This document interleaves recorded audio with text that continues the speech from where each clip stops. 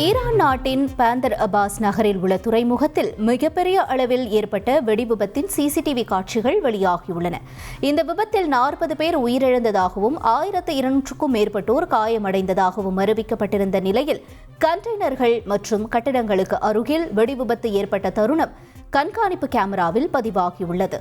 மல்யுத்தம் பண்ற பயில்வான்கள் கையில குழந்தைகளை கொடுத்து அழ வச்சு வேடிக்கை பார்க்கறாங்களே, இதுதான் ஜப்பானோட பாரம்பரிய கிரையிங் சுமோ ஃபெஸ்டிவல். டோக்கியோல இருக்கிற சென்ஜோஜி கோவில்ல நடந்த இந்த கிரையிங் சுமோ திருவிழாவுக்கு நூற்றுக்கணக்கான மக்கள் கைக்குழந்தையோட வந்து கலந்துக்கிட்டாங்க.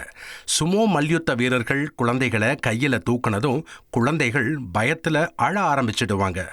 அப்படி அவங்க அழுகிற சத்தம் நல்ல உடல் ஆரோக்கியத்தையும் தீய சக்திகள் கிட்ட இருந்து பாதுகாப்பையும் கொடுக்கும்னு நம்புறாங்க. கிட்டத்தட்ட இந்த திருவிழாவை 400 வருஷமா நடத்திட்டு வராங்க. பிரைவேட் லிமிடெட் கம்பெனி ஆரம்பிக்கலாமா இல்ல பார்ட்னர்ஷிப்ல ஆரம்பிக்கலாமா? எது கன்ஃபியூஷன்? ஒரு எக்ஸ்பர்ட் கிட்ட பேசிரோம். எப்படி? பாஸ் வாலா பி தி பாஸ்.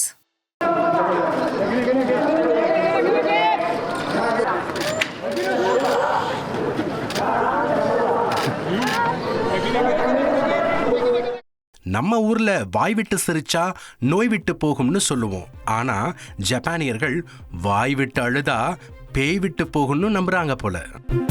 ஸ்பெயின் நாட்டின் பார்சிலோனா நகரத்தில் மறைந்த போப் பிரான்சிஸ் உருவத்தை ட்ரோன்கள் மூலம் வானத்தில் உருவாக்கியதை உள்ளூர் வாசிகளும் சுற்றுலா பயணிகளும் உணர்ச்சி பொங்க கண்டு ரசித்தனர். பார்சிலோனாவில் அமைந்துள்ள மான்சராட் அபே தேவாலயத்தின் 200வது ஆண்டு நிறைவு விழாவில் மறைந்த போப் பிரான்சிஸை நினைவு கூறும் விதமாக அவரது உருவத்தை 200 ட்ரோன்கள் மூலம் வானத்தில் உருவாக்கினர்.